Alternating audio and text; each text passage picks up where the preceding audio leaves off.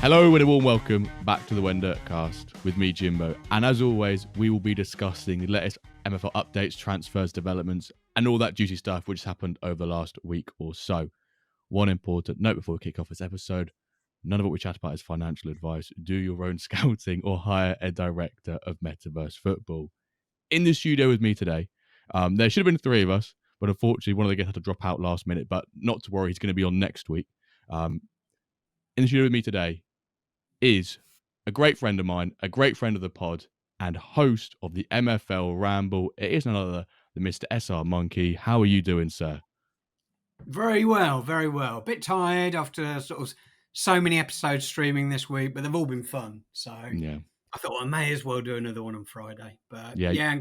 Contractually, Sid, I don't know what the agreement is with Hoodwink, but I'll need to check. That might have been the reason he's pulled out. But, I literally messaged David yesterday and went, I should be on with Sid tomorrow. Do you fancy coming on? Your words were, well, I've done most of this week streaming or doing content. I might as well do a Friday as well. And I was like, I love the attitude. Let's bring him on. Unfortunately, Sid can't make it. But we're going to, fingers crossed, get him on next week. So we've got David on. We're going to chat some season 9, basically. As the time you're listening to this, the GoalRush would have started, which is something we'll touch on about. And also season 9, games are literally around the corner. They are 3-4 days away. We are recording this on the 10th of October on the Friday. Dev updates have dropped, so we can include that in this week's episode. But first of all, big thanks to those who tuned in to the pack drop stream. It was another great one. I've still not contacted Blue Kit tech support yet for why they capped out our quiz at 100. I don't know why. We pay for the premium because the free version is 60 people, and we know we're going to get more than that. So we paid to have a cap of 300, which we've got to 190, I think, once, but 300. So I have no idea why it capped us out at 100. It really, really rattled me. So there was that. But nonetheless, it was a good stream. Did you pick up any packs? yes, I did. Utter trash. Oh, yeah. My pack up is dreadful. And then, worse, Kev posted in a private part of the Ramble Discord is like, look at this pack someone opened, and it was, I can't remember who it was now, so I apologize. I'm sure you listened to the show. He said, oh, I was late, and then I got back late, and then I thought there was only limited left, so I picked it up, and he got an uncommon in a limited and a legendary. Oh, and my I think he word! Posted it. I can't remember. He posted it on Twitter or somewhere anyway. Yeah, that's unreal. Yeah. Double upgrade. I don't think I've seen, not for a long while, if any time, I've seen a double upgrade in such a lower. Yeah. And I found it funny because I always listen to the Ramble on the Wednesday, whether it's a podcast or you're streaming it, and then you all guys was like, oh, we're gonna get a Lego, we're gonna get one. And you always, some of you say, oh, we're gonna buy packs, we're not gonna buy packs. Kev said on the record, I'm not gonna buy any packs. And then he bought a rare, didn't he? And then he bought a rare, and we were streaming his packs on the drop. And it wasn't until someone in your Discord went, Kev, so what changed, mate? You said you were confident on getting no packs, and now you've suddenly bought, I think it was a rare pack and another pack. He didn't just buy a pack, he went proper big on the pack drop. So the annoying thing is that I wanted a rare pack and I couldn't get one. I thought I had as well. I did my usual thing, and it said checking availability within milliseconds, and it just then came back and said sold out. I've never seen that before. Yeah, I've not tried for a rare, I think, since season 3. Not because of I didn't want one, but just because back then I actually wanted to grab one. But I've never had the urgency to. But I guess usually at this time we do pre-season cups. You have the Ramble Cup, we have the WenDirk Cup, but there's another big event happening during pre-season, which in my mind, and maybe the same for you as well, it's probably I don't want to step on the toes of that. People had a go at the WenDirk Cup 2 seasons ago for crossing over one training session, let alone, if we were to do it on the same days as the GoalRush event was happening. But for those who have been living under a rock for the last 5 days, there is a 48-hour community event happening from Monday to Wednesday where you can join some of the creator-led alliances. David, you're leading the Ramble Divas. Is that your name, isn't it? That is correct. Yeah, I still need to change the logo. I haven't got around to it. It's just the podcast logo at the moment. But yeah, there's some big heavyweights in there, isn't there? I think this tournament is sort of separated out in between sort of like Nep's massive team. We've got, I assume it's Bastis, is it, that runs this? Although he Yeah, I obviously think can't it's play Alexis anymore. who's running it from the French side, because obviously Bastisse is in his new role now. But yeah. And I think that if you look at the thing, and the first thing that jumped out was all the English-speaking alliances have sort of cannibalized each other, and the French alliance is now massive, and the Yeah. German sort of one is relatively big as well. But yeah. Yeah. I But did yeah, have I'm super excited for it. We did think about doing like a Ramble Cup again this time, but it would have had to really have been sort of Saturday, Sunday, and certain, people haven't got their team sorted out by then, so it just became like we'll do them next season, same as you, I'm sure. Yeah, no, it's that was my idea as well. Unless it's going to be like a 1 day quick fire 16 or 32 club tournament, and you want to get them on a bit of scale to get more people involved. But I don't know how many people we've got involved in here. It looks like at least 1,000 people across all of the alliances. I did have a check through the French one to see if there's any English speaking or English flags, and there's a couple. And I thought, hang on, you traitors, what are you doing in that French community? But no doubt, if we look through some of mine, yours, the other English speaking creator alliance, there's probably a few French people in there as well, so we'll let them off the hook on that one. But we've got 180, which I'm very impressed about, and you've got yourself 62 members, so between us we've got over 250 members, which I think is phenomenal numbers for our alliances, and I'm very much looking forward to. I really want to see what the MFL merch is, because we got some of the merch from the Paris event, but I want to know if it's something completely different, or like we've got the cap in the background there. Don't tell me you've got a cap as well. I haven't got a cap. Oh, I was gonna I'm say missing a cap. you're missing one. For those who aren't watching, David has a so rare cap and an F word cap. And F word, yeah, I was going to say.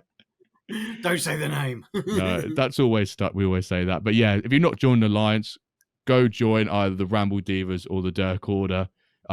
You're basically missing out on essentially free, a free custom pitch, free dev center passes, and they're things that we've not seen in the ecosystem for a long time now. The dev center passes, unless you were here, before season 1 and all that sort of stuff with the breakaway, you wouldn't have had a chance to get them. Custom pitches. I'm sure I've got some custom pitches, but they would have been from Christmas last year.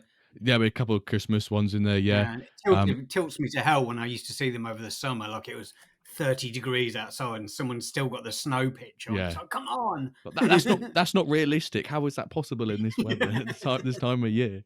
But those pictures would be, and I'd love to see, and I'm sure you will as well, have a little bit of your podcast, your creation, like in the game, will be something really sort of fun to have a bit of us in the game. That's something I'm quite looking forward to. It's only a pitch, but I will always use it in all my clubs basically, because it's us. I think that's quite a cool thing to say. Course, yeah. So if you're not joining Alliance, go join one, and good luck to those who are taking part. If you're in the WenDirk Alliance or the Discord Ramble Discord Divas, make sure you're playing games every 45 minutes. Otherwise, we're going to come after you as Alliance How leaders. Committed to you are you, Jimbo? Are you going to be setting your alarms during the day? During the day, I reckon I'll set alarms. I reckon I will. Oh no, I'll definitely have alarms during the day, but I reckon some people will be like complete degenerates and like try and go through the night. Someone's going to definitely make, depending on how it goes, like how you create the games, you have to, is it the same way you do with playing friendly matches on your club homepage? If that's the way you do it, there's just a separate button for like play GoalRush. I reckon someone's gonna, get some sort of script or something and just get it every 50 minutes refresh, click that, and then wait, go back a page, refresh. Someone's surely gonna. There's some smart people out there that will do that. But that's. I think most of the milestones are achievable as long as everyone. I think I calculated for ours, everyone has to basically score. If everyone plays every 45 minutes exactly, we need to score something like 0.7 goals a game or something like that. So I think it's fine. To get all of the achievements. I calculated that a few days ago, and it could be completely off, and someone's going to do the maths and say that I'm completely wrong. But I think it's very much achievable. I don't want any 5 at the backs. 5 at the backs and you're getting banned. I'm removing you from the raffles now. I would never do such a thing. If I see 5 at the back, I will go Larry. So whoever's got Fradge in their one, I could double check that's not our one actually, because if it is, I can't say this about Fradge and find out he's in our alliance.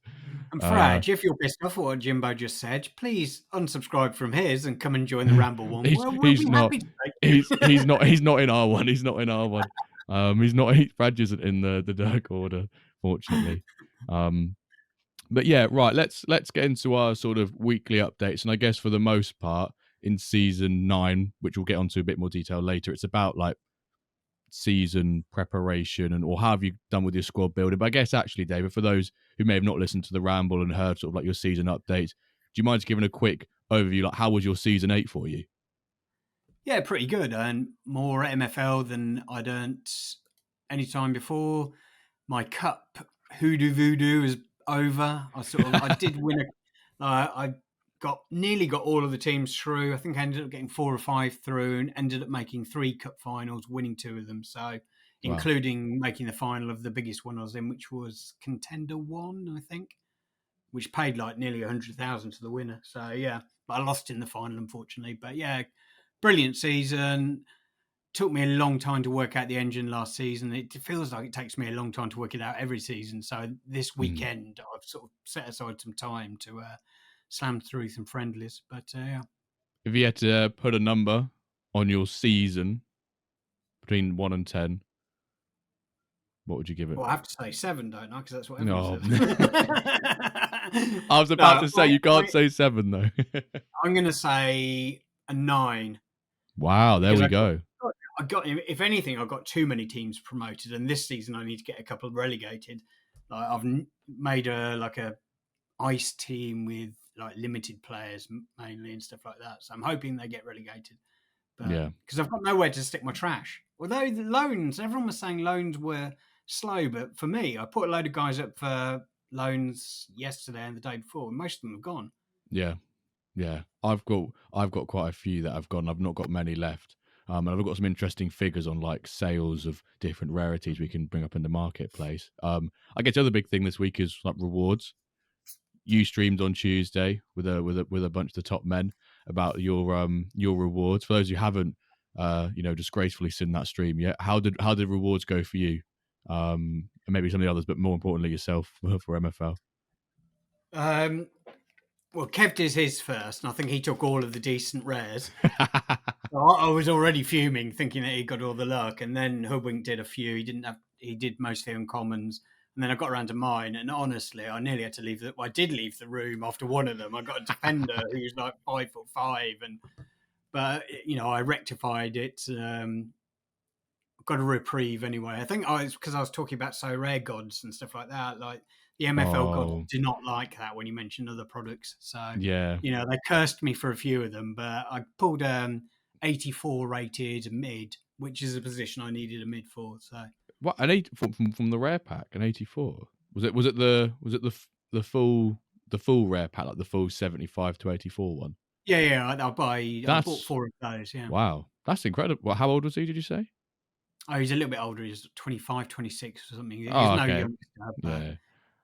I don't mind that because at that age he's going to tick over to legendary fairly quickly as well. So hopefully, last season I opened my first ever rare pack reward, which is kind of a bit sad to say, my first ever one. But I always just spend on uncommons, and I wasn't in bronze enough to get enough to get those packs.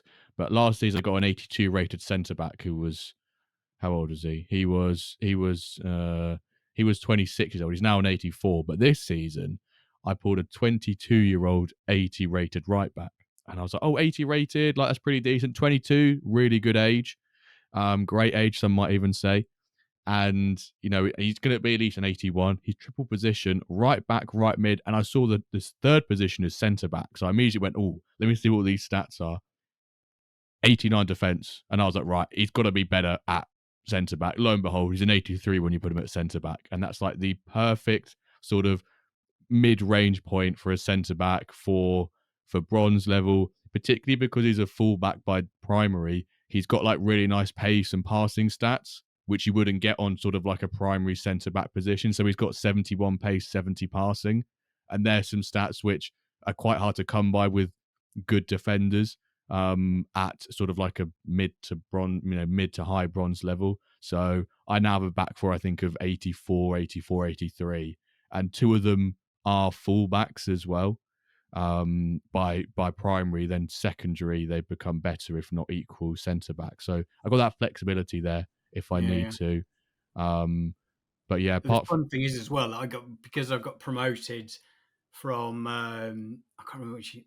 I'm now in with the Patron Saints, Andrew Laird's like oh community. yeah.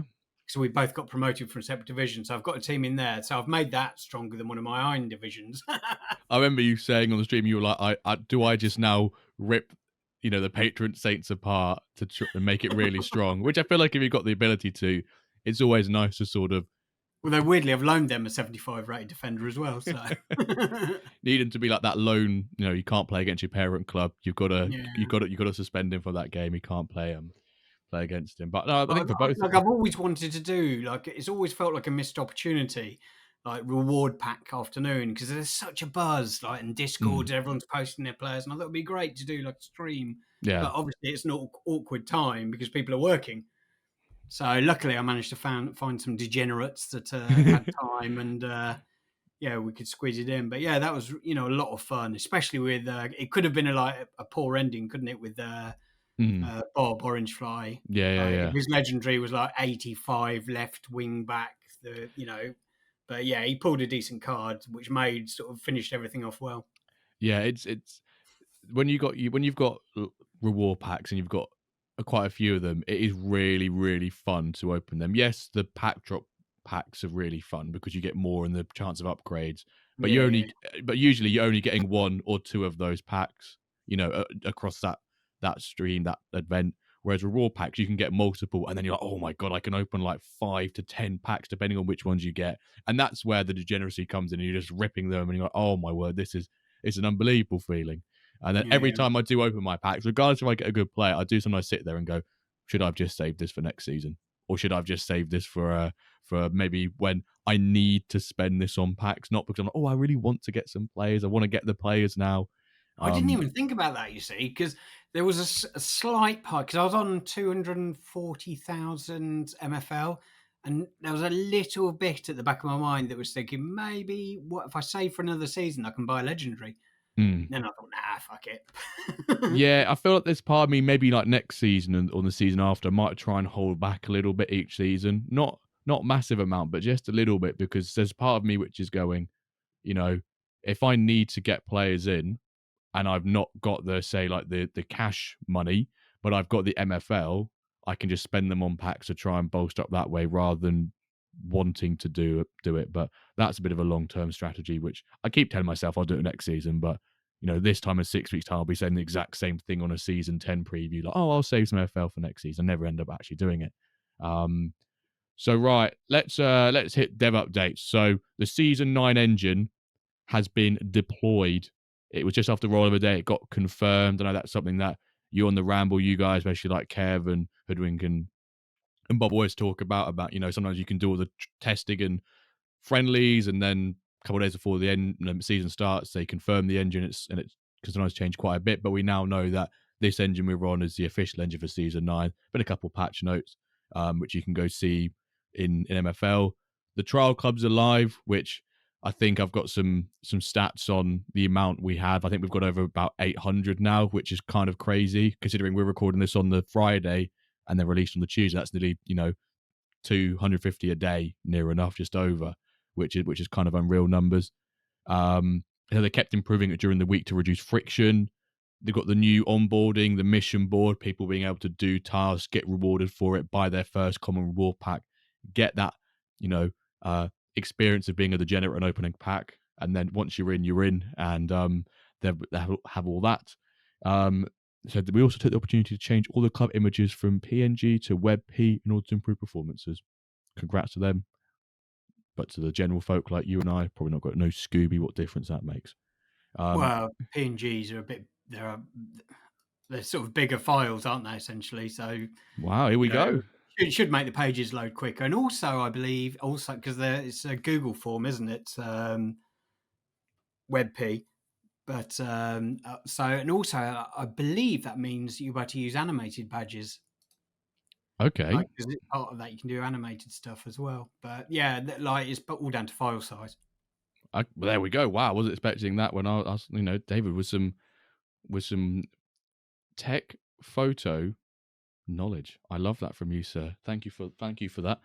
GoalRush, we've already talked about it. Get involved. Make sure you get yourself an alliance. Custom kits. Dobby is taking some extra time to integrate custom kits more deeply on the app.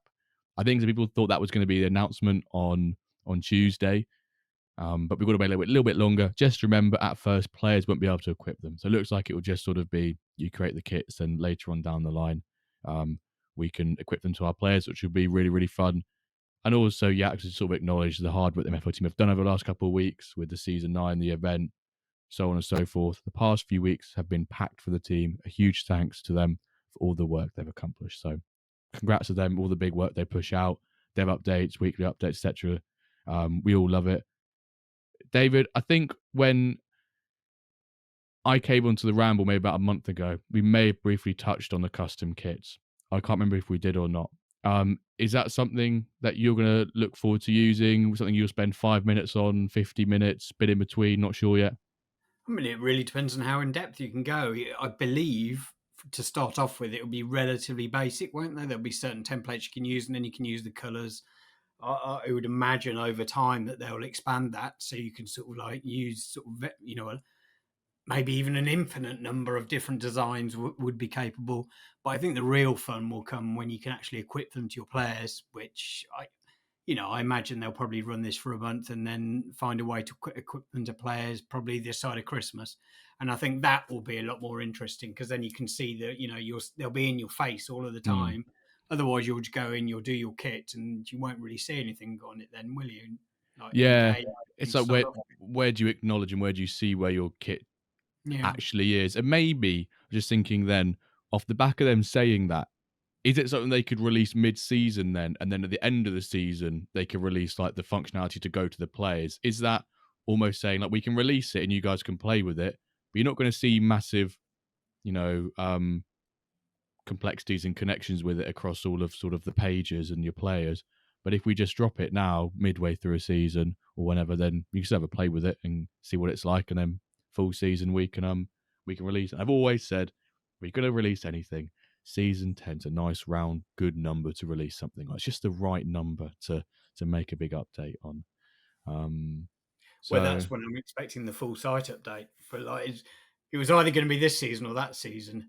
We know they've been working on it for a long time, and I know mm, that people that went to the meetup have seen some of the images and stuff like that. And it sounds, obviously any change, you don't want to do it for change's sake, but it does sound like everything is going to be a lot more intuitive and stuff like that. But yeah, I have to say I was pretty impressed as well.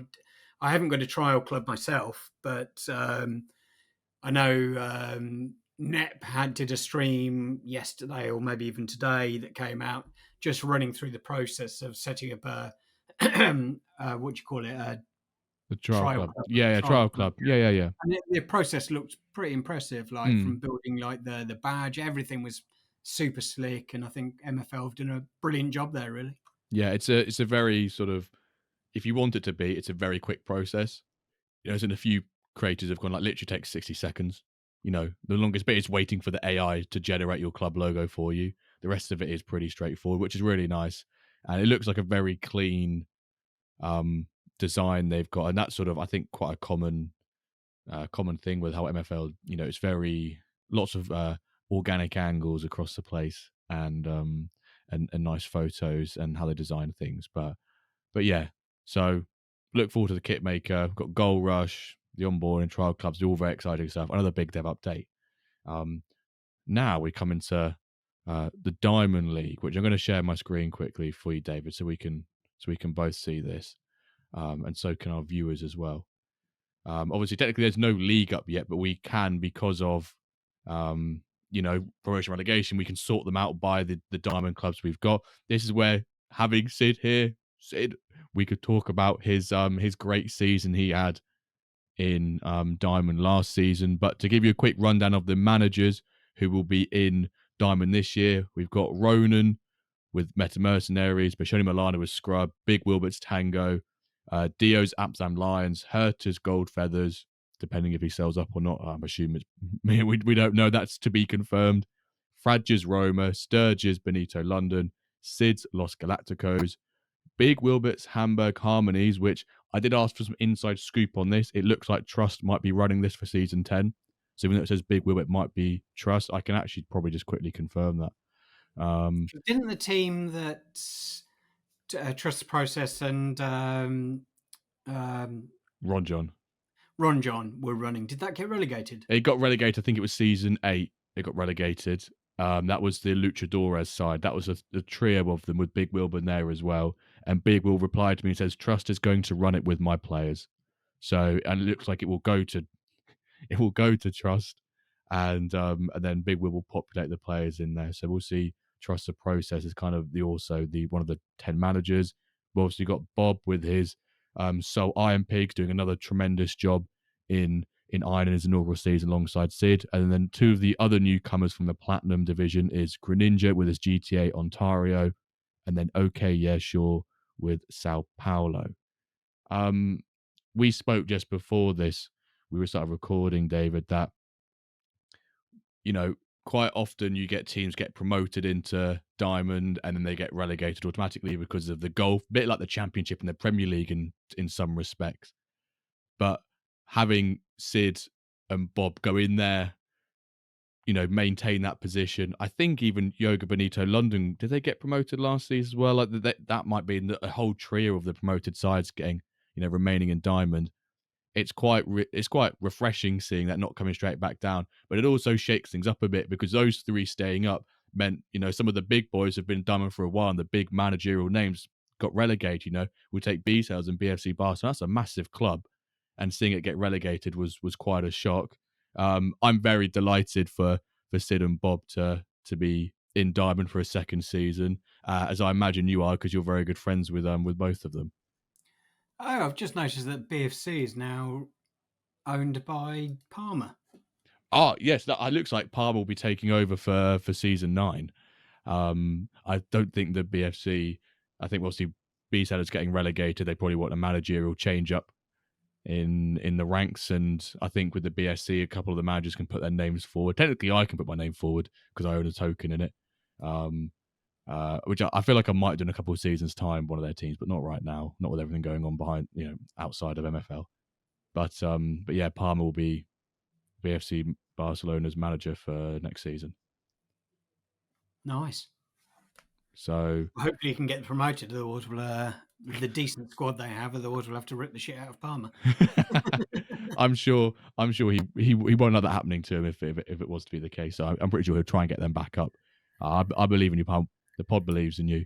But I guess we always do a little bit of predictions because we like to try and predict like who might win Diamond, which is last season was probably the closest we've come to it not being Ronan, but he still ran away with it with 9 points, which is we shouldn't be saying, oh, it got close to him not winning it, but I don't think it's outrageous to say he probably wins it again, but maybe no, I don't believe he will. You don't believe he will? Okay, bosh, no. Love that statement. SRMonkey thinks that Ronan, and his Meta Mercenaries will not win. Do you have any particular reason for that, or is it like a gut feeling that you've got? I've got to support my bros. So Sid Certainly. and Bob. Yeah. And I just think that Bob will not rest until he's won Diamond. I can fully support that as well. Yeah. And I think Sid's the same, although he's not quite as vocally sort of, for it. I know like inside, when you speak to him next week, I'm sure you'll realise that he's very focused on doing well in the game. And, they've both got enough resources in terms of players that they can trade to sort of buy their way, into stronger players. And, we've already seen with Bob that he's happy to go out and sort of, trade and do a bit of wheeler dealing or sort of spend some cash to bring in the best players. He bought in I think he is the best striker in the game.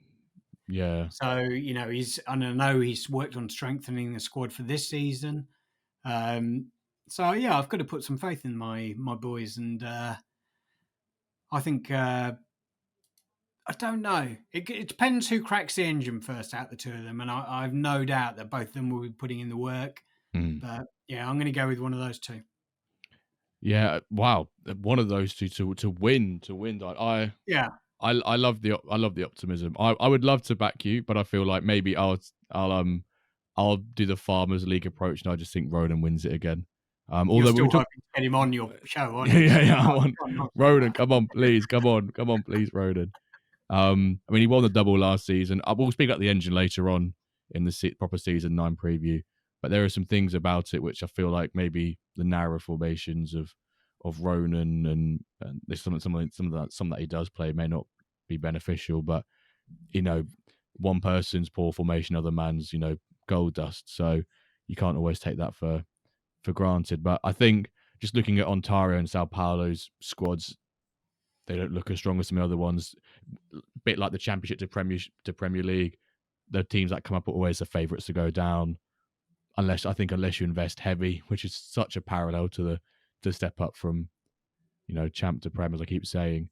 Unless you don't invest a bit and try and bring in some players, but when you're trying to bring in players from other diamond managers, they're not going to give to a competitor unless you give them a really good rate. And you don't want to give them a good rate because you want to get more players in. So it kind of becomes a bit of a downward spiral in that sense. But I would like to think, and I sometimes says prediction anyways, maybe it's a bit boring now, that we won't see like anyone in the top 3 of Diamond win the Titans Cup. I quite like that one. That's quite a nice one. So not one of the stronger teams in Diamond wins. It'd be great to see a Platinum side win it. I think we had a Platinum side go to the finals a couple of seasons ago. Was it BFC Mustangs went in there? It's managed by Palmer, I believe. I think that was a Plat club, and they went to the finals and got beaten by, I think it was Scrub or someone along those lines, or Joe B. But yeah. So you think either Bob or Sid's going to win?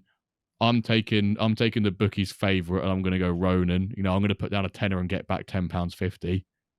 Or maybe those odds are being too generous. And then I reckon I have to say that I spoke about this on our show as well. That the work that Ronan puts in, I find incredibly impressive. Like I remember last mid-season, I just saw that he was running friendly against Bob, and I was like, oh, I'll watch that game. I watched it, and then I looked afterwards, and I thought, oh my god, he's played like loads. And I literally got to the point and counted them, and the last time I counted them, maybe he did loads more after this. It was like nearly 80. And that's the kind of dedication you need to put in when you're at the higher levels to win. Bob does that, Sid puts in the work, and I'm sure the other managers in that league as well will put in the preparation. And the funny thing was that he didn't really change his formation. It was just player instructions and team instructions that were pretty much all he was changing. Yeah, that's that, and that's what makes think Ronan so great, is that you almost know what formation he's probably going to play. I like a 4-2-2 or 4-1-2-1-2 narrow, because he's a bit shoehorned into that, those narrow formation setups, but he just has the relentlessness to friendly and test and make those individual changes. Obviously, one thing we'll speak about later is the match plans and how they might change setups. Will the Diamond managers look to do some of the scenario or the match plans and changing setups mid-game? We can talk about that and maybe what our thoughts are. But some bold Diamond predictions that lead us quite nicely onto the marketplace. And this time the marketplace, last time I sort of gave some figures on the amount of sort of like rarities sold, and then some managers who had been buying lots. But this time I wanted to tell you guys like how many of each rarity was sold last week, a little recap, but also how many were sold this week, because there is quite a stark difference between the two numbers. Like we're seeing a lot more players being sold this week. Obviously I have to say this first, that it is the pre-season. More players are going to be sold compared to the last week of the season.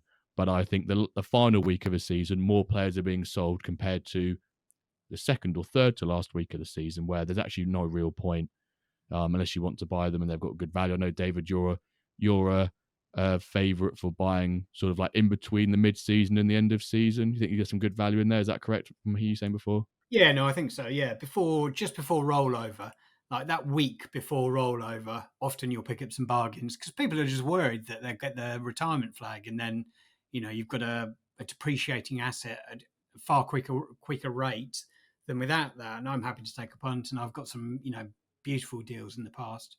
Yeah. But it felt like this season, I looked and I just couldn't find the particular players I wanted. I think I bought maybe 5 or 6 rares or something like that, just to sort of fill gaps and stuff like that. But yeah, Yeah.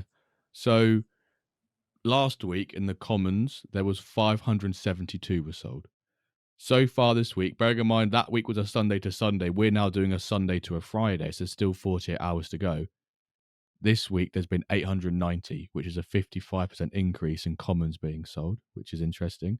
Limited, 775 to 1,340. That's a 72% increase in the amount of limited sold this week. Uncommon, which is this kind of a stark one, 583 players was sold last week who were uncommon. This week, so far, 1,208, a 107% increase in the amount of uncommons that have sold. Is this some of the spark and, dare I say even Flint maybe, or lower ends of ice want to get a little bit of strength creep and try and push themselves out? Who knows? Rare players 242 last week, 416 this week, 71% increase. Lego players increased by 45% in their sales from 35 to 51. And then clubs have increased from 162 were sold last week to 288 sold this week, which is a 77% increase. So I think across the board, probably an average of about 65 to 70% increase in all the rarities, 77 or 65, 70% increase in sales this week. It looks, which is promising. I guess what you expect when there's rewards, there's pack drops, more people are selling. But it's good to see that there's still the buyers out there. That was one thing maybe, particularly last season, it felt a bit quiet and a bit hard to sell players. There wasn't always that demand. You had to keep dropping price until you almost felt like you were giving them away at times. But it's nice to see that maybe this is the trial club effect, having a little bit of an early impact coming into season 9. I know I've not bought a player yet so far, but if I see a good deal, I'll probably likely jump on and grab one. You said you bought a couple of players. Is I that was just looking through them, and one of the ones I bought before rollover was a legendary defender who's 30 years old. So he didn't have the retirement symbol when I bought him, and I paid $90 for him. Mhm. Funny thing is that he'd been with the same TR99. Oh yeah, I recognize the manager, French manager. Yeah, yeah. He'd been with him since 20th of December 2023. Oh So he'd wow, had him for 2 years. So maybe he's leaving, or maybe he was just selling this card or whatever, worried about sort of retirement, but he didn't get the retirement symbol. So I've got bosh. him for 4 seasons. That's $90, legendary defender, decent pace, perfect. that's always like such a great feeling when you've bought someone with the risk of retirement and they don't, and you get them for like say $90, $100, and you're like, right, I've got 4 seasons now, like minimum, and then doesn't get it next year. Like, oh my word, I've had an absolute steal here. What is he a older mint? Will he have an average retirement of 37? Do you know? Is he a Yeah, no, he is. Yeah, yeah. I mean, of course, the guy had him for 2 years. oh? So Do you know what? I should yeah, have put I two and think two he's together like anyway, shouldn't I? I can't remember now. Let's have a look.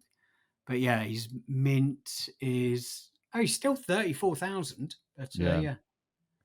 But yeah, no, he ticks literally all the boxes for me. yeah, Shooting could be a little bit higher for a defender, but yeah. no, picking at straws with that. But yeah, he's sort of perfect. And when I'm buying players like that, I just think, am I happy to live with $30 a season for having that player?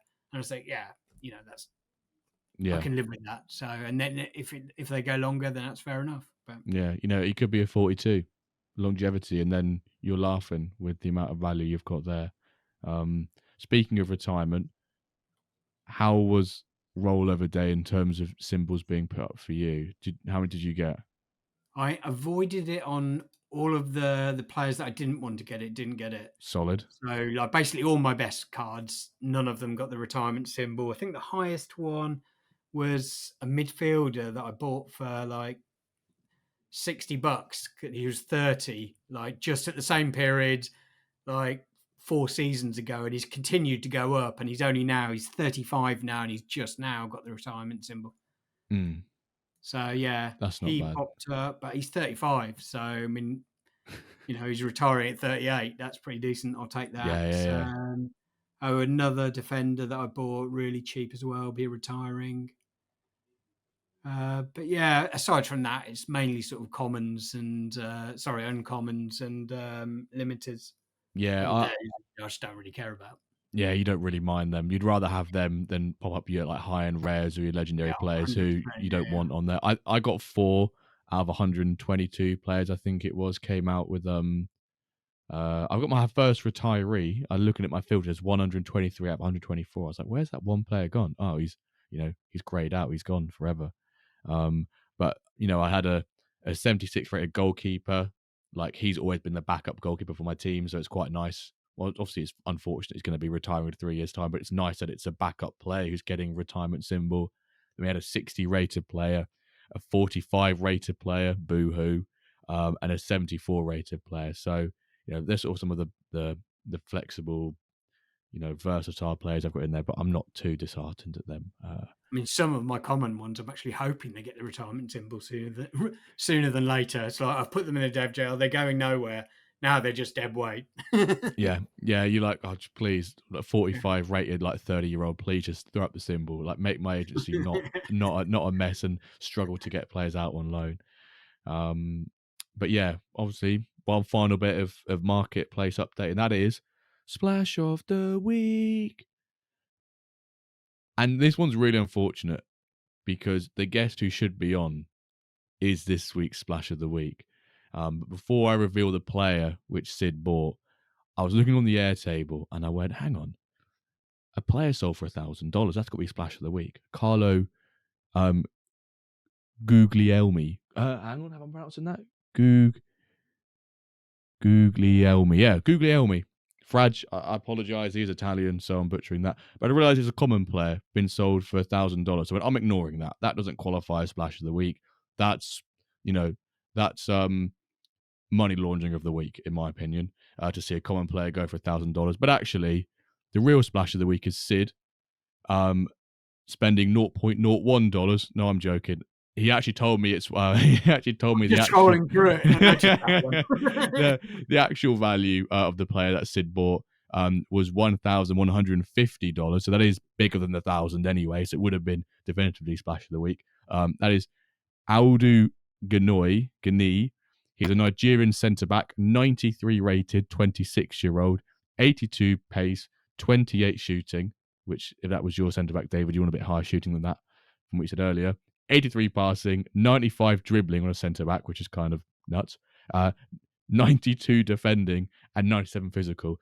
I've only just noticed for a centre back, his dribbling is higher than his defending, which maybe I've not spotted this before, but I think that's quite unusual. He looks nails as well. He's not the kind of guy you'd want to sort of bump into on a dark night. He looks like he could kill people. Yeah, and that's who you want in your back 4 or back 3 or back 5, whatever formation Sid plays in Diamond. You need a 93 rated centre back. Have you got him up there? Have you? Yeah, I'm just looking at him now. Yeah. How has his progression been? Slow and steady. Okay.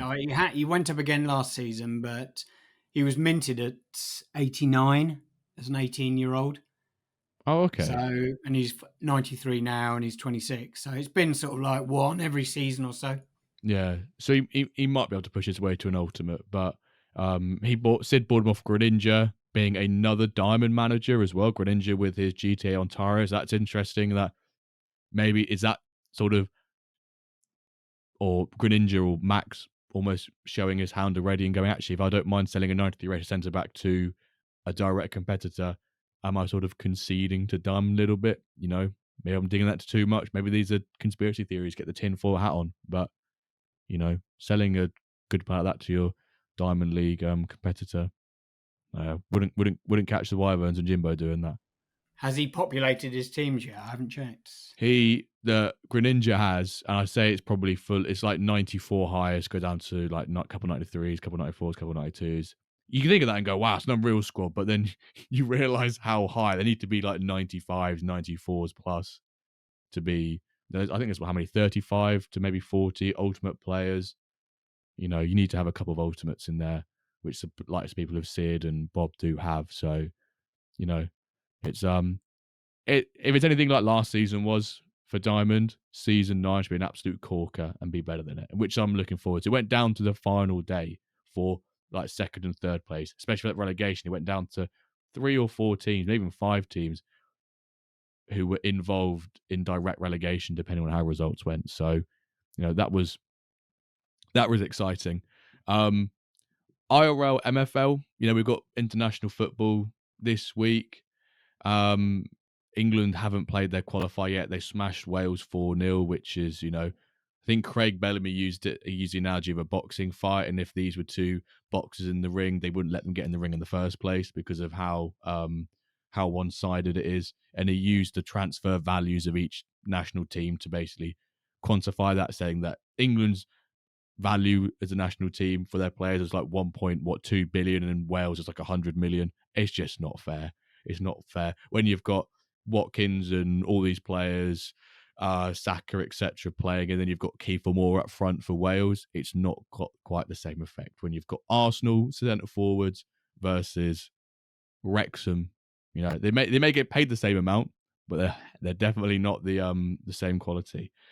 Do you take any interest in international football at all, David? I know as a fellow, Yeah, oh, you do. I was gonna say as a fellow yeah. Brit, I'm a bit I numb didn't to it. watch yesterday's game. Just 'cause friendlies don't really cut it for me anymore. Yeah. But yeah, World Cup qualifiers, all that kind of stuff. I've got SofaScore open at the moment, looking at the scores. Germany have just scored. Ukraine are 1-0 up. But Oh, yeah, I guess from a so rare POV, there's a bit more vetted interest in it. I guess, yeah. yeah. No, I mean, I've got, I won't hark about too much. I've got a couple of players. Yeah. Well, But Norwich don't have that many internationals, do they? So well, we would have. We Grant. All right. For the record, David was like, "What can I say in this pod to rattle Jimbo and like have a little peck at him?" And he's managed to get one in there, and he's laughing. He had a good chuckle there, David. Last one, please. We did have Grant Hanley playing centre back, but obviously we sold him to Hibs. I don't think we even have really any. There might be.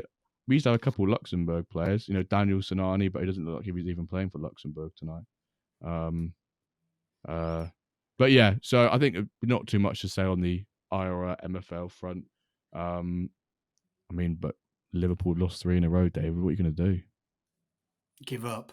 Exactly. That's what it sounds like on the socials. I mean, Liverpool hopefully fans. Slot's gone back to the drawing board and he's doing lots of virtual friendlies and stuff like that. Mm. You know, maybe he plays MFL and he's doing loads of friendlies, trying to work out different tactics and here. Arnie Slot. You just sort of like where the Maybe that's Ronan. Yeah. Maybe Ronan is Slot. I think there's that image of was it Man U versus Grimsby where Amarim's like opening that book and everyone just made memes out of it. Just needs to like have one of them as Slot with sort of like a phone out or an iPad and someone just superimpose sort of like meta mercenaries tactics on there, and he's all that sort of stuff. But maybe he's not happy with the EPL engine this season. He doesn't like the way it's working. Who's he gonna complain to? Who's he gonna complain to? So we're now going to transition on to like the main topic, the season 9 sort of. So we're going to start with like what's new for this season. We know what's being introduced, like features wise, the engine, what's different about it, our takes initially. I know on your stream on Wednesday, obviously you had Kev, who's a tactic whiz, and he was pretty open with it, with tactics, and was really refreshing to see. I'm not one for talking about tactics, not because I don't want to, more so because I not necessarily value my own tactics. It's sort of sometimes a bit of a hit and hope, and sometimes there feels like a little bit of logic to it. But that happens in the mid-season when I start panicking over first half of season results. And even the Yorkshire TNXP guys, they will do a tactics corner where they break down a tactic and run some setups with it and try and provide some resources and explanations to why or why not to run particular setups. But obviously, ultimately, it's all dependent on the players you've got. But for season 9, we'll run through what's new first, then we'll general expectations, and then we'll talk about what our preparations and season 9 and beyond. So for what's new, I guess we'll go in the order they got released. Which, so first of all, we knew about was the heat and shot maps.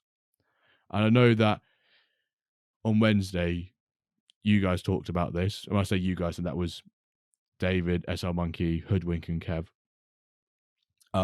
You were speaking about the heat maps and the use of them for being able to basically, I guess the best use of them is seeing how players respond to the instructions that you give them. Previously, the only real way you could do that was by, putting yourself through the effort of watching 2D matches. Maybe you could get it from extended highlights, and maybe you've got a really keen eye on the highlights, but for the most part, I wanted to get a real general overview. You had to go to 2D. And for most people, I'm going to ask you a question here, David. When was the last time you watched a full 2D match, or even any 2D match in MFL? A 2D match. I have watched 2D match a few times, but more often than not, I'll either put extended highlights on, Yeah. and I always forget to turn it off. And when I did the live stream, like one evening doing the matches and stuff like that, it was on extended highlights the whole evening. And like Hoodwink said the next day, said, I don't think there is an error with the problem with the system. I think it's just you had it in extended highlights. And I went and looked, and I was like, oh, for fuck's sake. So extended highlights, yes. And sometimes I'll turn on 2D for part of a match, just to sort of see like how like the game's flowing and how the opponents' lines are set up and stuff like that. Yeah, no, exactly that, because not only can it help you make better decisions and understand how your tactics influence the outcomes of your players' position and performances, etc. You get to see the opponents, shot maps, their heat maps. It's not like it's a gated piece of information for you as the manager. You get to see other managers, so you can see, is he playing a high line? You can go basically verify that yourself, not by watching 2D, by looking at the heat maps, and because you get the breakdown of in possession, out of possession, with the ball, you get quite a bit of depth and precision with the heat map. So you've got different tiers to it. If you want to go into that detail, I know you said you're setting some time aside over the weekend, David, to do a bit more vigorous testing. But is the heat map and maybe even the shot map something which you'll be looking to integrate into your testing for season 9? Yeah, I mean, I already have done, like looking back and stuff like that. Some of the friendlies that I'm running and sort of analysing other people's friendlies as well. But yeah, I just think that I'm.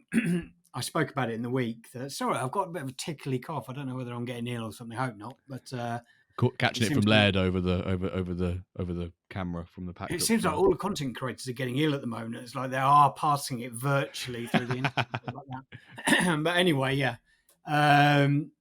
Yes, I definitely will use them. I love using heat maps in real life for looking at stuff like how players are playing on the pitch, looking at Liverpool's like heat maps of players, and with other products when I'm looking to buy certain players and stuff like that, then I'll look at heat maps trying to work out how they sort of actually play on the pitch if I haven't been watching their games. So yeah, I think it's a great addition, and I definitely will be using them. I already have used them.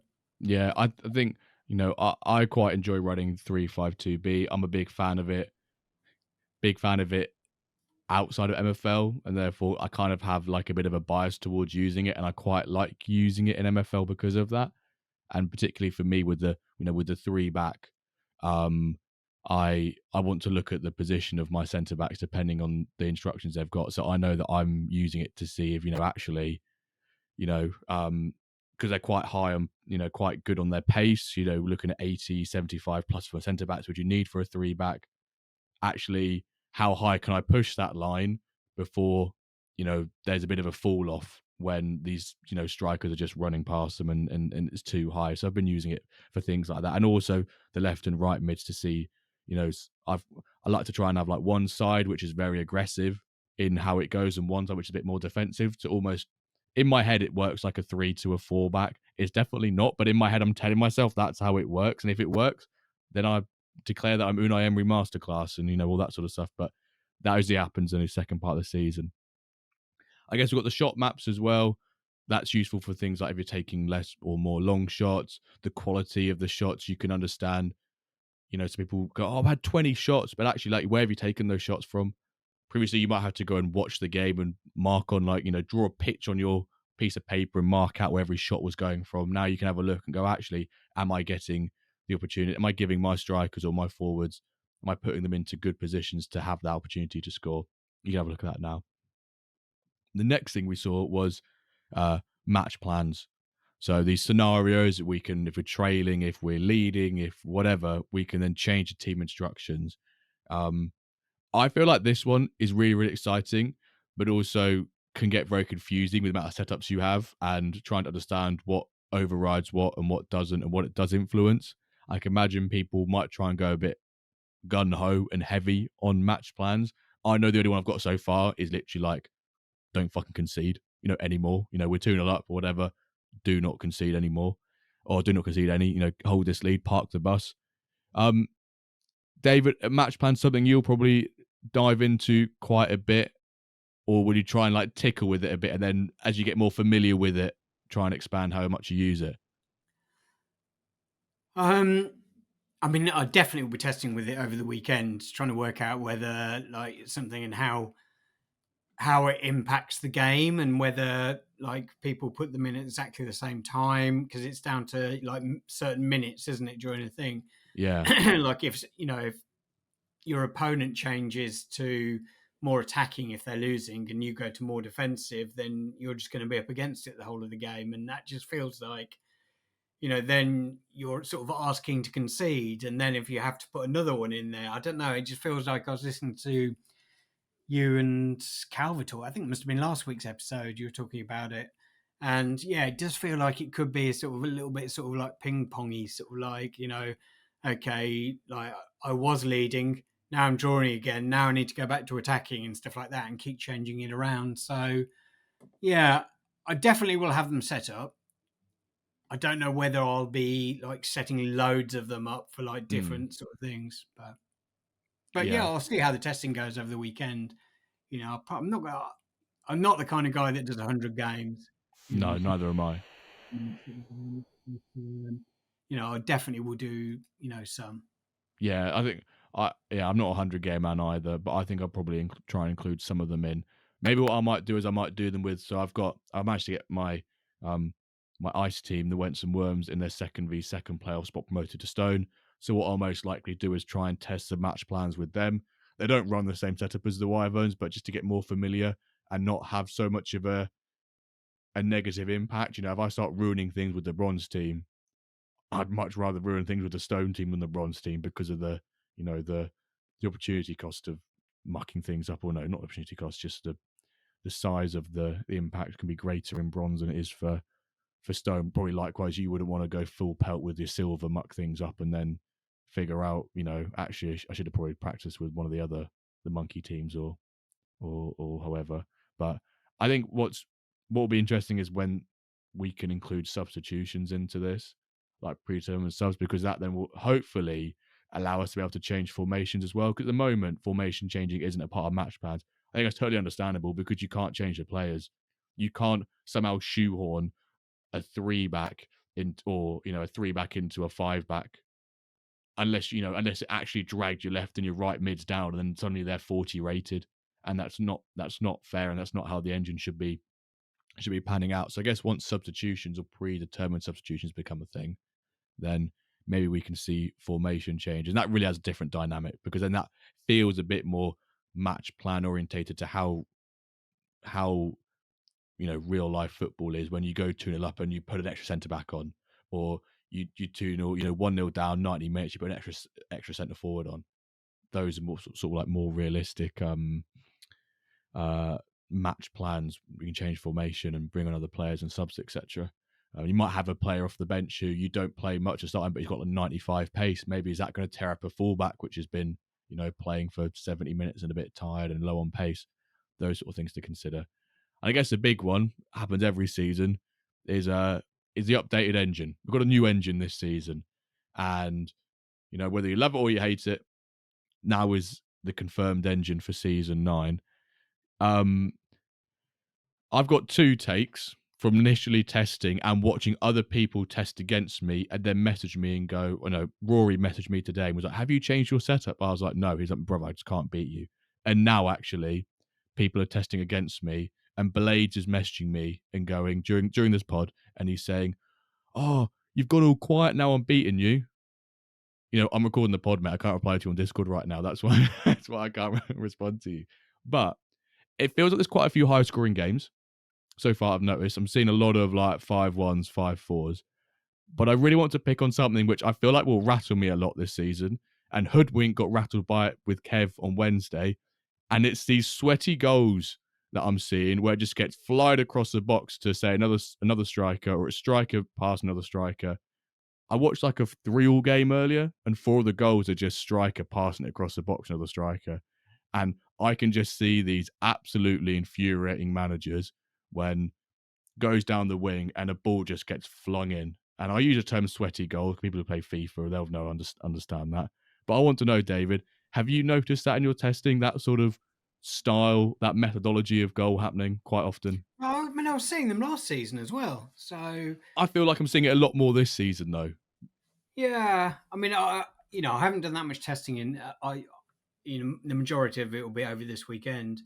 But I have looked at some of the friendlies that people have run against me. I mean, I do find it quite funny. I know Taggart has run like, I don't know how many, quite a lot with Park Street Maple FC against Monkey Magic. I haven't got a team set for Monkey Magic, so it's just put like a default thing in Oh, there. yeah, So I yeah. was looking at it, it's got like a formation that I probably won't be playing this season. And he's running friendlies against that. There's Oh, no player, no team instructions. Like, in fact, I think I might have even got the line pushed up high. I'm not sure, but yeah. So like, you need to make sure that when you're playing friendlies, you're playing against people that have got like proper lineups and like settings set in. Otherwise, I'm not sure how much information you can gather from them. But it's fun playing friendlies anyway, isn't it? But no, I'm definitely going to be doing it over the weekend. But yeah, I don't know. It's a bit of a bugbear of mine that people always say, "Oh, engine's broken." Like, engine's the engine. Like, yeah, yeah, yeah. you have to work out a way to make your team work in that engine. You can't say, "Oh, long balls, through balls are broken." So we'll find out a way to try and stop them, or play that way for you as well, and then you might do quite well. Yeah, yeah. And that's just, I look at it as a puzzle that needs to be solved every season. And sometimes it takes me until the mid-season break. Other times I manage to sort it out a lot quicker. But Yeah, that's probably the really good way of looking at it. It's being the puzzle to crack analogy. It's not something every manager is, you shouldn't be entitled. Maybe some managers feel entitled the engines just work for them. But you do have to try and figure it out. That's why you see a lot of managers. Last season, Ronan, I feel, include myself in there, kind of made some change. I wouldn't say figured it out, but apparently so. And like, he won diamond. I managed to put myself from bottom of bronze all the way up to 7th, for example.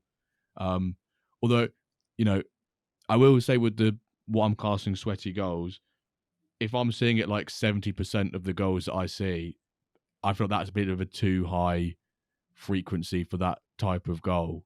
But maybe that But if you is, look at goals in the Premier League, or any league for that matter, often you'll see those kind of ones where, someone's on the edge of the box, they put a ball in and it goes through a couple of people and then someone knocks it in the net. yeah. I just think that's realistic. No, I do agree, and that's what I keep telling myself. I'm like, whenever I think about these scenarios that happen in MFL, I'm always telling myself, how does it relate to real life? And I think there's, to a degree, you can use it as a reasoning. How many times does it occur in real life? Is it frequent or not? And then also you just think of that volume of games that happen in MFL on a day-to-day basis, on a week-to-week basis, on a season basis. You are going to see such a high frequency of these freak events.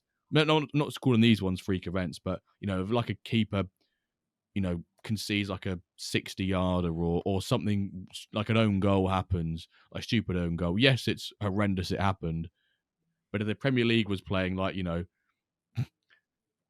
34,000 games in a season, you probably would get a couple of like howlers by centre backs, a couple of screamers by strikers. It's just how it I mean, you goes. normally get a howler anyway. Like, Yeah, I can't remember, it was someone posted last season and the defender went to kick it back to the keeper, but the keeper had come out of the box. So he just yeah. basically kicked it into his own net. And that's happened before in the Premier League. Like, I don't think it happened last season, but it has happened in recent seasons. And it's funny you say that because I saw a clip of Cape Verde's World Cup qualifier, and they I can't remember who they drew against now. They drew 3-3 against someone. If they won that, they would have got their first ever qualification into the World Cup. They've got to play, is it Eswatini? Or Eswatini, I've pronounced the country's name. Eswatini, How do you pronounce Swatini. what am I saying? Is it Eswatini? Why am I saying E at the beginning? I know, it's just the way it sounded to me, like sweaty. Oh, Sweatini. okay. It's all these sweaty goals. I thought I was it's because your face when I was saying it, I went, have I got this completely wrong? But if they beat them, then they're through, and they should do. But there was a goal that Cape Verde scored. I'm not even going to say they scored. I think it was an own goal, where the player played it back to the goalkeeper. He went to go, no, a misplaced pass went to the goalkeeper from the striker, and he went to go pick it up and just missed it and it went in. And it looks horrendously like match fixing, like honestly so bad. But it happens. And I think that's the thing that maybe people need to sort of just accept, I think is probably the word. But you better believe. I've conceded silly goals in the past as well. Just like things are, and it's easy to blame the engine, but then you just think, I saw that last week in the Premier League. So yeah, it's not like that unrealistic. But if it happened all of the time, or there was one every single night, but if there's one or two of the season, then it's you just got to live with take the rough with the smooth. Exactly. I've scored some absurd goals as well. So exactly. But you better believe if on Wednesday's watch along, if I lose 4-0 and concede 4 sweaty goals, I'm definitely raging and saying that the engine needs to be fixed. But I've never, aside from if things are drastic, as long as goalkeeper behaviour is better this season, which it looks to be, there's none of this sort of like they run halfway out, run halfway back. As long as that's gone, which it looks to be, then I'm pretty happy. It's the goalkeeper behaviour that sometimes gets to me, because that's the one position you want to sort of have sorted out, because then it just gets, you put a through ball and a goalkeeper should just run towards it and collect it. He's like, I'll run 8% of the way there, but then I feel like, I've not got enough legs to run the next 20%, but I'll walk 80% of the way back again as well. That feels a bit a bit too much. But any other takes on the engine from initial testing? I know you don't have to reveal tactics or anything like that, but the early testing him, from what I've seen, is actually they've fixed certain stuff, but a lot the tactics I was running last season, the stream that we did on Wednesday, the podcast episode, we were actually going to reveal our tactics from last season, and then Kev had done some friendlies using my tactics from last season, and he said, actually, you probably don't want to release them because they're working quite well still. So so I haven't tested it myself. I will test it this weekend. But that's the reason why we didn't actually go into details on our tactics, and talk specifically about them. But if it's the same as last season, maybe I won't be in the relegation zone for the Magic at the mid-season break. But the trouble is, I tend to focus on the cup. I always think, oh no, if the cup happens, it's all about the league, and then the cup comes around, it's like run the backups in the league. There we go. Let's go for the cup. Yeah, or it's if you go, I don't want to worry about the cup, and then you win the first 2 cup games, and you go, well, actually, maybe I should commit a bit more, because obviously with your cups that you'll be in with the silver team, you get quite a nice MFL bonus, and that can really make a big difference. Especially if last season I was very fortunate with the Wyverns. I went 4-4 in the first 4 games in the cup, so I immediately qualified. And then had 2 spare games. This is such a beautiful scenario. I could have gone. That's perfect. Yeah, I had that on a couple of my teams as well. I could have gone for the extra 2 and grabbed another 4,000 MFL because it was 2K per game. But I thought it's not worth it for the absolute stinking league position I was in. It wasn't worth it to try and worry about an extra 1,000 MFL. There's some. I'm interested to see where I end up this season, because last season I was in Contender 1, and then it's the Elites Cup after that, isn't it? But there's only 2 Elites Cups. Praying I'm not in. It is Elite after that, and then Titan. Yeah, but yeah. I think I can quickly. I hope I'm still in Contender, because I don't want. If I go to Elites, I'm going to be literally the worst team in the. Or maybe it won't be, but yeah. It goes. So the bottom is aspirants, rivals, challenges, contenders, elites, and then Titans. Yeah. So I was in Contender 1 last season. My team at the moment, is it stronger? No, it's probably a little bit weaker than the start of last season at the moment. So maybe I'll be in Contender 1 again. Yeah, I was in Contender 4 last season. I was always in Challenger for a number of seasons, like Challenger 2, Challenger 1, Challenger 2, Challenger 1. Then I went Contenders Tier 4, and I came to the quarters, to be fair.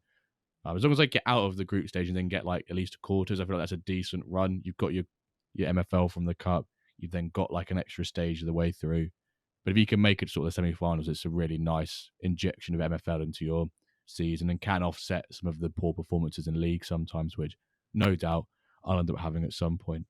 I'd say there's some probably the biggest changes in terms of season 9 and what it means from an engine and match experience point of view. I guess general expectations and sort of predictions. We've mentioned the Diamond League. For me and my Wyverns, I want to try and go for a playoff push. I don't dare say trophies because I'll get clipped up and quoted like I did in season 8, and we didn't get anywhere near that. I feel like Palmer baited you into it. I remember that episode.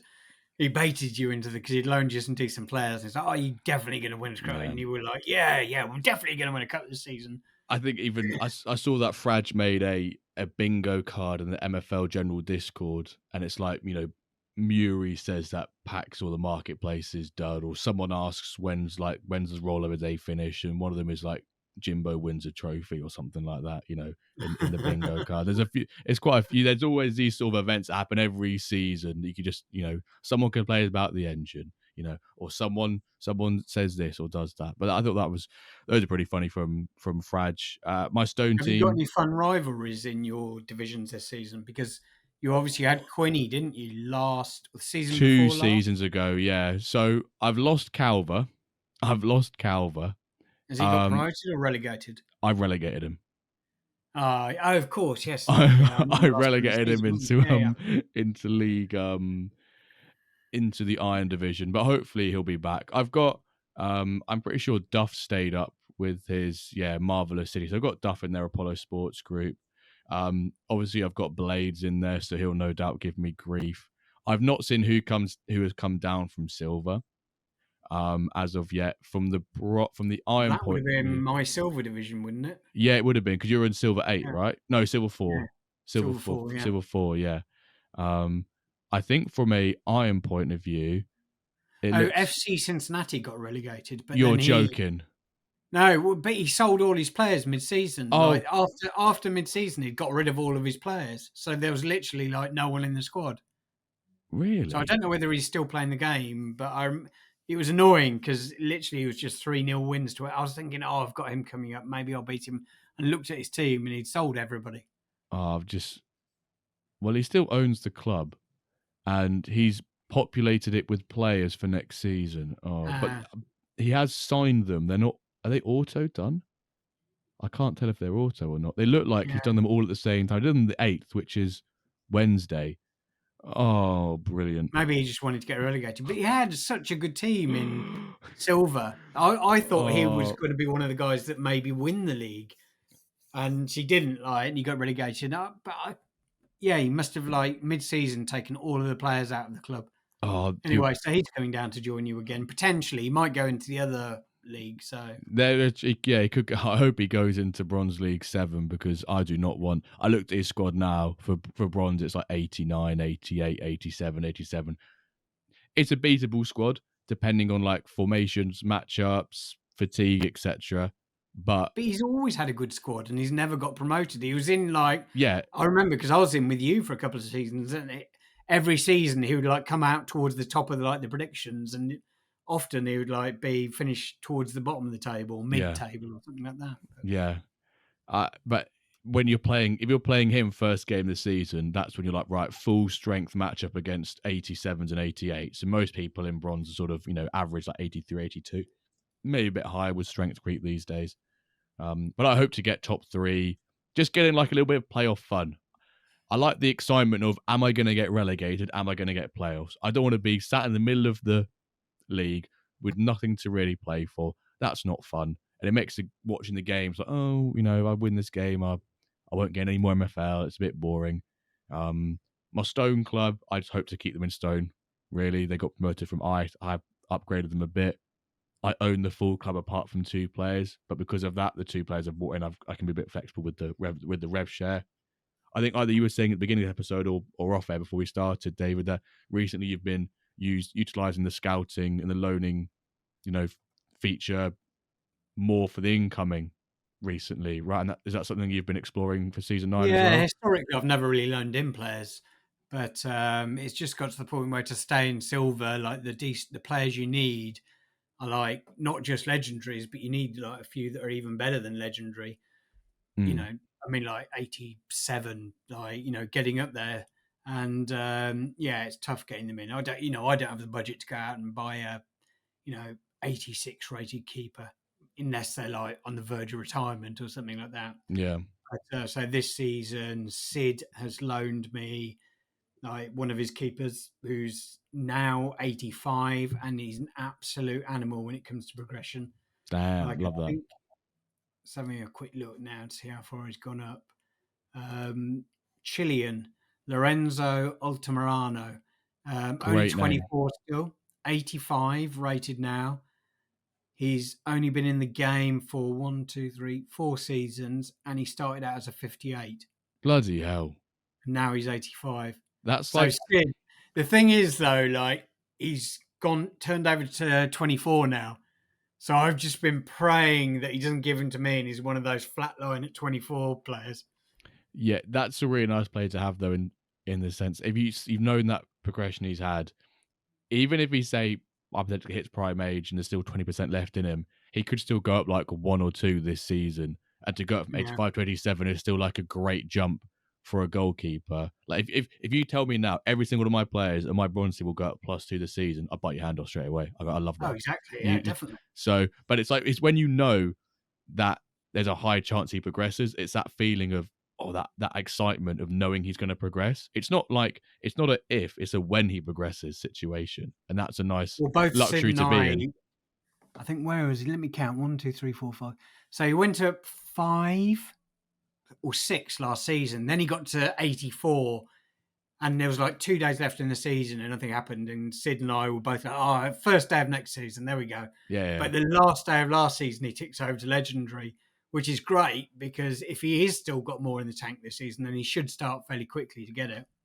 yeah. Break, I think break. that Sid's hoping that he goes up to like 94 this season, and then he can put him straight in his diamond side next season, which I'd be happy with. I wouldn't mind that. Well, if he's come from a, like you say, was it a 55, a mid 50s he came from? Then Um, 58 he started 50, out at, what's that? and he's now 85 in 4 seasons. So you'd make the assumption that even if he hit prime age, it'd be at least a 90. You know, if prime age is from now with an extra 5 or so being the extra 20%, Yeah. it'd be at least a 90. Which, if that's the case, and the math sort of works out there, that's a nice luxury to have, knowing that you're going to get a 90 rated keeper, not now, sometime down the line. Even not Oh, higher, the exactly. minimum. Yeah. There's a really good age on him as well. So, The difficulty is that like 90 rated keepers won't help Sid in Diamond. no, That's the reality, isn't it, at the moment? But every gallery I look at now, sorry, every agency I look at now has got those retirement symbols, and players are aging, and I reckon give it a couple of seasons, and we're gonna have the power creep that's been happening over the last few seasons. Maybe will start to reverse a little bit. yeah, I totally agree, and I've noticed it when I'm looking at some other managers. I might click on.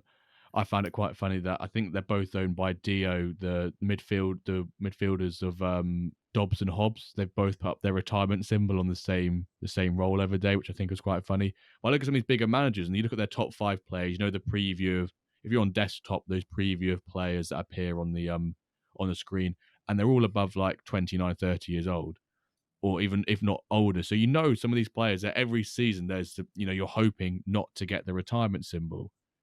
They're not that all their top players aren't all 24 years old anymore. They're all on the other Right. side of it, and it's Yeah. who's been building that, either that bank of money to invest if they need to, who's been building up the MFL, who's been long-term planning.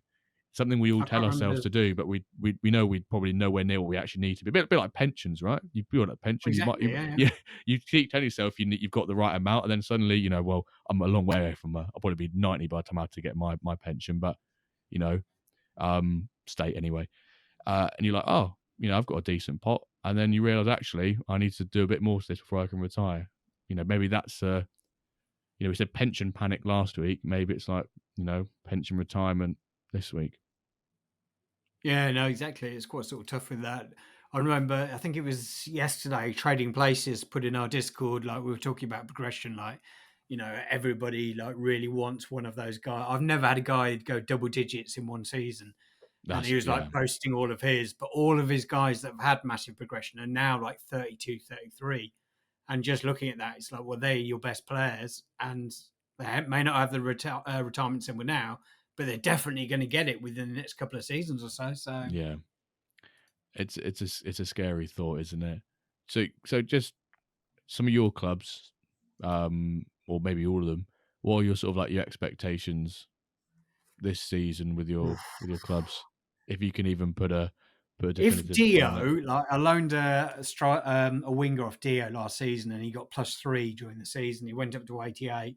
I was haranguing Dio. Like, I literally never. I mean, I never loan in players anyway, and certainly never chase people. I was chasing him early, and I put a loan offer out for him anyway. Like, he didn't respond. I know Dio. I'm sure he gets lots of offers from people anyway. And 88, I thought, maybe he won't come to me. But I put out the same offer as last season, and then got rejected yesterday. It's Oh, heartbreaking. Worst part is, I think he has gone to silver. Just somebody paid more. Uh, oh, I'm not paying more than like 6% for a player in silver. yeah, 6% seems high anyway. But if people want to pay that, fair enough. yeah. I always, I'll send a loan out to a manager, and they'll go like, "I'd love to give it to you, but I've got a better offer of like 3% more in the same division." I'll go, "Mate, just take it." Like, honestly, don't be silly. Just take it here. Take the better offer. I used um, Zutert's Jackson left mid, got him from 84 to 87 last season, and I was like, can I try and get him back? I've got a replacement in at 84 rated, I think, this season anyway. For the What was he Wyverns. called again? What the player? Yeah. I can't remember his first name. His surname's Jackson. Oh, Um, okay. and he went from Yeah, yeah. 84 to 87. He retires in 2 years' time, which is a bit unfortunate. So I was a bit annoyed by it. But he was like, right, had him on the Wyverns, got him +3 to 87.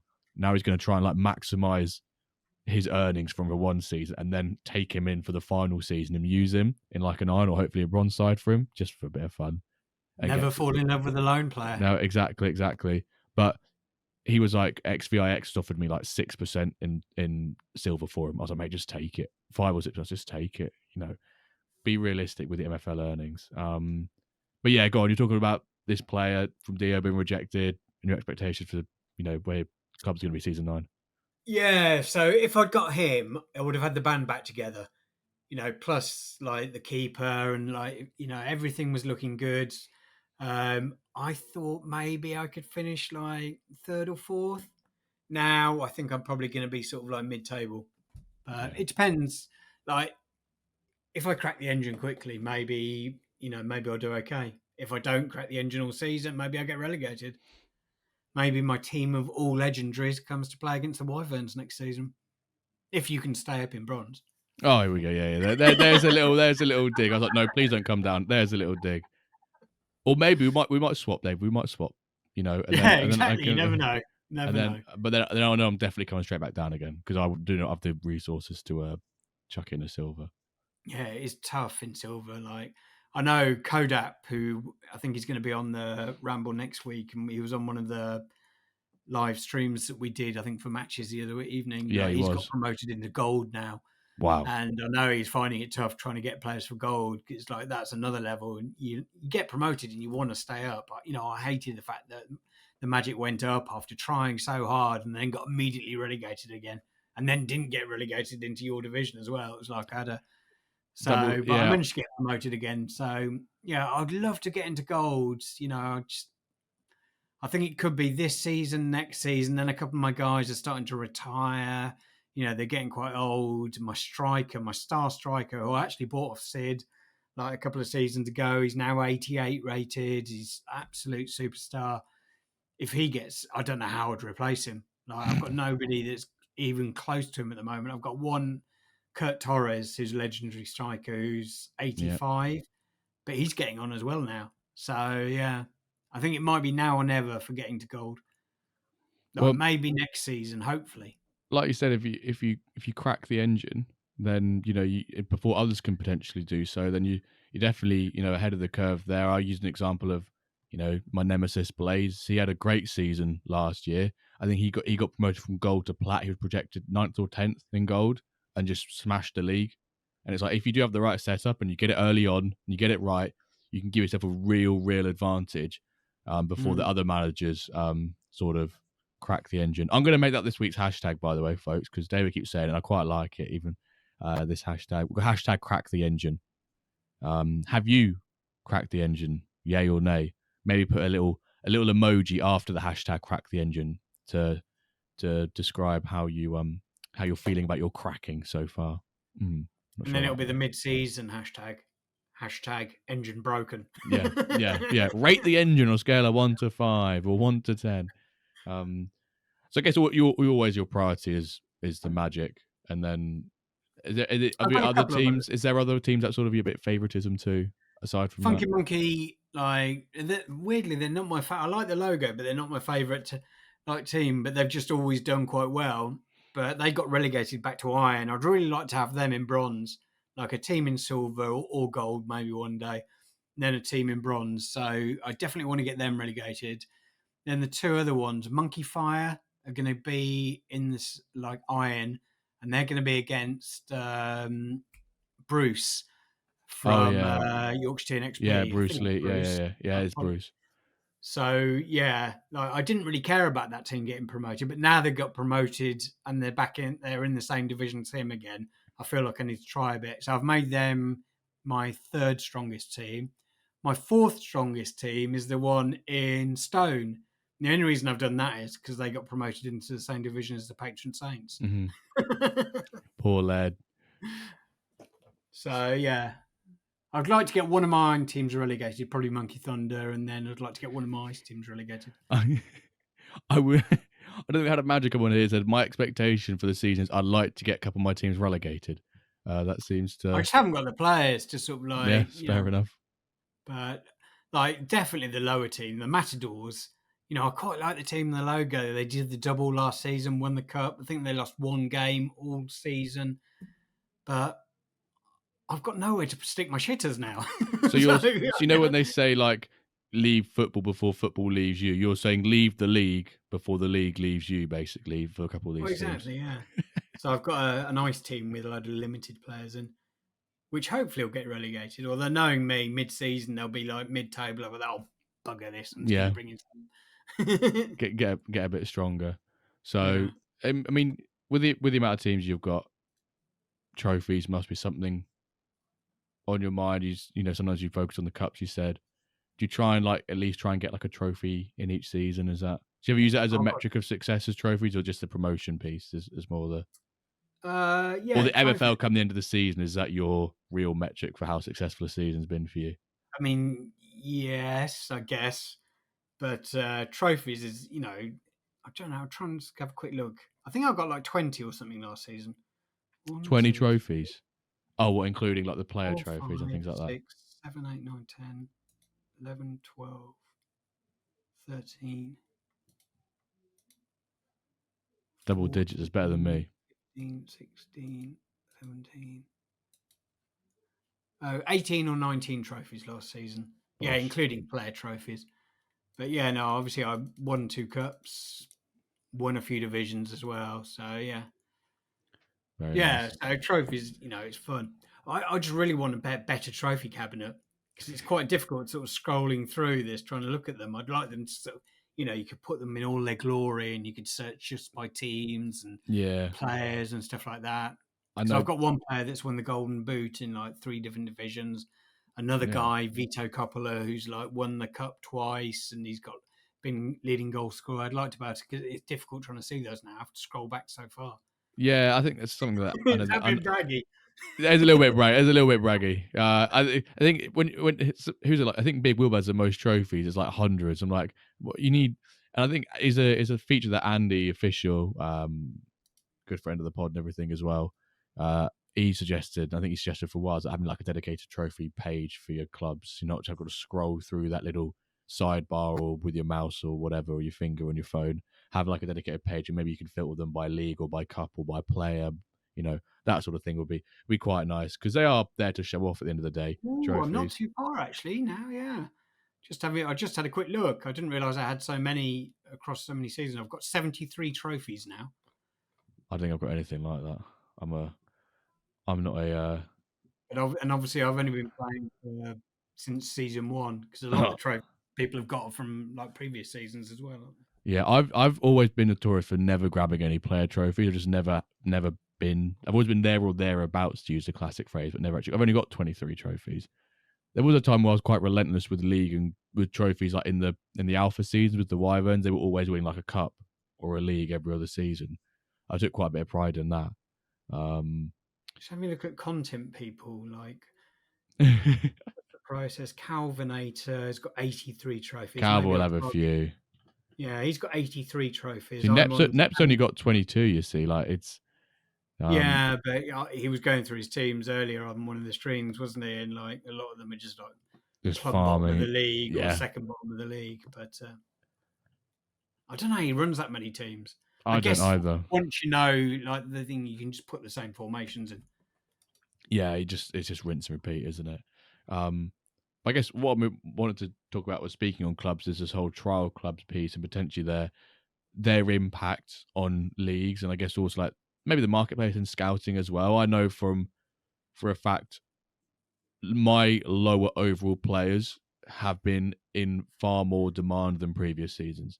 And I think we can heavily correlate that to probably the trial clubs. If we've, got 800 or so, trial clubs or 700 or so trial clubs that signed up so far, there's definitely a demand for those low rated players. Have you found that as experience for yourself as well, David, with some of your players loading out a bit more demand from this season? Yeah, there's a few people from obviously the Ramble Discord is sort of, you know, a lot of different Web3 games and now card collecting and all kinds of things are on there. So there's different people in there for different things. And I know a few people that have been, asked about it in the past but never joined, have taken on some trial clubs to give it a go. So I sent a few players out to those guys, and let them have a play around with it this season. But I'm sure, like, it's quite easy to fall in love with MFL. I think there's just so much to do and Yeah. sort of the community and everything. So it'd be interesting to see when it comes down to next season, will people actually sort of like pay up? Because there's still that barrier, isn't it? I think is it one and done for trial clubs? Like if you like it, that's it. Yeah, Yeah. if your trial club, once Or you've had set that up a new season, email address and then register again. once you have that season, it is done. That And that's the only way you unlock the rewards. Yeah, you Although unlock the rewards. rewards will be negligible anyway, won't There, they? yeah, So. there'll be a pretty small amount, but I think some people, if they're connected to that club, they maybe justify it. But with the current rate of how the club marketplace is looking like, spending half the amount, if not just a little bit more than half, on a club, if you really like the game, is probably a justifiable, purchase. I did quickly go on MFL Assistant and look at some numbers.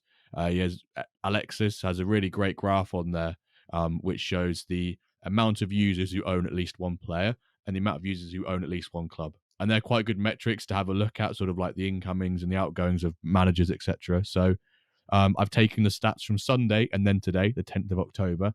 The amount of users with players was 5,696 on Sunday, and now it's 5,836. That's an extra 140 users over the last 5 days who now own a player, or more that own a player. That's a really horrendous way of explaining that.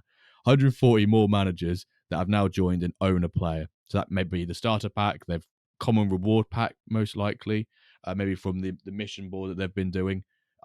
Users with clubs, on Sunday, that was 3,090. And today, on 10th of October, that's 3,822. So the last 5 days, that's an increase of 732 users who now own at least a club, which I'm using as, that's the trial clubs kicking into effect. And you can maybe argue that 140 users with players are those managers opening a common reward pack from their onboarding missions. So what's that about? It's a seventh or so. So what's that going to be, like 15% of managers maybe who got a trial club and now got their own player? But I think, David, you're right. The real interesting result will be what happens in 6 weeks' time, what happens in 7 weeks' time. But I think we can quite clearly see now, in terms of the lower end of the scouting environment, feature, place, tab, whatever, that those players who are lower down the overall are more in demand. And for me, it's not just being, I've got them on 0%. What I sometimes do is I put them on like 1.5%, see if there's any nibbles, and then I keep lowering it until it gets to like 0.1 or 0.5 or 0% for auto accept. But even now on like 1.5%, they're just going. So there seems to be still the nice demand for low rated players. And that's always a concern for people is, what do I do with these low rated players? Like, I don't need them, I don't want them. But if someone else can utilize them and make use of them, and you just want them to be used by someone, if they can get experience and good fun out of using them, then you might as well do it. And for agencies like us, I know I'm not a massive one, and you're a bigger, you're a bit more of a whale compared to me in terms of agency size, David. Nah, But I think I've got 380 players just now. the three times bigger than mine. But if you like, do you always try and get all of your players loaned out by the end of the Exactly. season? I mean, I think last season at the end of the transfer window, I only had one player that wasn't loaned out, and that's one of the guys I cannot wait until he retires. He's like 31 and he baits me every season. I'm like, please let him get the retirement symbol, and he still hasn't got it. So he will be sitting on one of my teams again this season, like never get any action, just sit there. That's kit boy. Yeah, exactly. That's the last resort. That's me on a Wednesday I've morning got before every training. player out every season. It would hurt me if I saw a player that wasn't getting any training. Yeah, there's something about like wasted progression, even if not even progression, but just wasted use of a player. Someone surely could find benefit to them, regardless of the rarity, regardless of the overall. Someone will surely, especially with these trial clubs. So it's great to see that so far the trial club has really taken off a bit with new users. Well, yeah, exactly, yeah. But if you have players that you don't loan out for any training, even if you haven't put them on your squad, they could be that player that has like, the double-digit growth, and you'll just never know unless you do it. Exactly. I bought a right winger, I'm trying to find him now, during my prime period for buying players, like the week before the end of the season. My buying prime period. My buying prime. And he has got an absolutely absurd story. He was minted at 21. He's now 29. So he's been around for ages. You think, okay, well, let's have a look at the progression. First season, he was not put anywhere, like not on any team, wasn't registered. Then the next season, he got he went from 52 to 61. Wow. And then the next two seasons, he was not on a team again. Like literally not even like registered to a team. And then the next time he came back in, so this was like season 5 now, he did another +4, then tier broke, then another +2. Next season, +7. Now, like I bought him, he was 82, I think. He's now 84. He went 84 last day of the season. So the guy had actually been using him now. So I'm praying that he ticks over quickly and he keeps going. Yeah. I think one of the best examples is good friend of yours and mine, Hatton, with his Golem player, where he tried to sell him for $1 because no one wanted him. He's like, how do I get rid of him? And then he just absolutely went carnage, flying up. And he now didn't register it like the first season. He just sat there. He didn't do anything with him. And then he put him in one of his squads like the next season. And then he suddenly just went absolutely berserk. Yeah, exactly. There's a phrase: you don't buy a ticket, you will not win the raffle. And if you don't, give a player a contract, you're never going to know that superstar, that Quan that Ron John had going from common to ultimate. Probably not, but maybe you could have someone even if they do half of that, common to uncommon. That's still an incredible story. Another thing, we've seen a bit more marketing from the MFL side team recently. I've seen an Insta ad. I know they're on Instagram anyway. I think I saw some users in the Ballers Discord say they've seen some Facebook adverts. David, have you on any of your social medias at all seen any adverts, MFL at all? I haven't. I used to work in advertising, and any advert now, I literally just go like blind. Oh, fair enough. Just ignore them.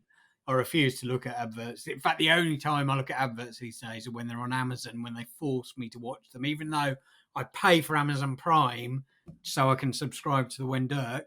Bosh. they force me to watch adverts without being any way to sort of get through them. But Yeah, there's some, a bit sneaky, aren't they? Like I've got Amazon Prime and I still have to watch a few sometimes. I'm like, excuse I me. never watch anything live in the UK. Literally, I have to record everything so I can fast forward through ad breaks and stuff like that. But yeah. But yeah, So it's good. any adverts on social media, I'd literally just scan past them. I wouldn't even notice them. Yeah, that's fair enough. We've already touched on our preparation for season 9. We did have a question from our last guest, Ryan, which was who'd you like to see as our next guest, which I guess, if you wanted to answer, you could probably just say Sid, and then Sid's on next week. So I might hold that question for next week for Sid. But what I could ask you though, David, if you want to, do you want to add a question for Sid as well on top of that, supposing as you are a guest? I know you've spoken to before and you've asked him many questions, but is there another question you'd like to ask him? Yeah, okay. Are you going to beat Bob this season No. in the league? I can't keep talking I'll about these bait him dangling into derby. saying yes or no, and if it's no, then I think I know Sid well enough that he'll probably be very nice about it, and he'll say, "Oh no, Bob's very good," but try and get him to get a definitive answer, yes or no. Are you finishing above him in Diamond? Right. So he's gonna get the Whopper, gonna get that question, and then your big personal question: are you gonna beat Bob in Diamond next season? I can't wait for the season to start. It's just this now we've got the build up, we've got GoalRush around the corner, which I'm very excited for, and I'm hoping that sort of like fast tracks that Monday to Wednesday, like final 100 meters of the 400-meter sprint to the training starting on Wednesday. Just miss progression, man. Just miss progression. I know you have a routine for progression, David. When it comes in the morning, we're quite fortunate because we're UK based. It can be a part of your morning routine to watch Yeah, no, progression. I have the same thing every time. I sort of wake up, and I don't really look at it till 10 o'clock now UK time, just because I want it to make sure it's all done, so there's no sort of stragglers. Yeah, So I go in there and I'll just have make my cup of tea, sit down, put the TV on the news, and then I'll slowly go through them from the bottom, always from the scrolling bottom. up. Do you from the bottom? Do you? Yeah. Yeah, just to see. Last season it was poor, but there's a few guys that I know are I know they're only one stat away from going up or close to it. So hopefully this season will be better towards the top end of the agency. Yeah, lovely stuff. Any other business from yourself, Dave, before we wrap up this episode? No, I think that's everything. Right. Let's blow that 4-time whistle then. So, hashtag is crack the engine, and if you want to pop an emoji afterwards to say how your testing has been going, feel free to. I think I'll probably put like a little bit of a not the unhappy, not the happy, just sort of like the flat line smile for my emoji for hashtag crack the engine.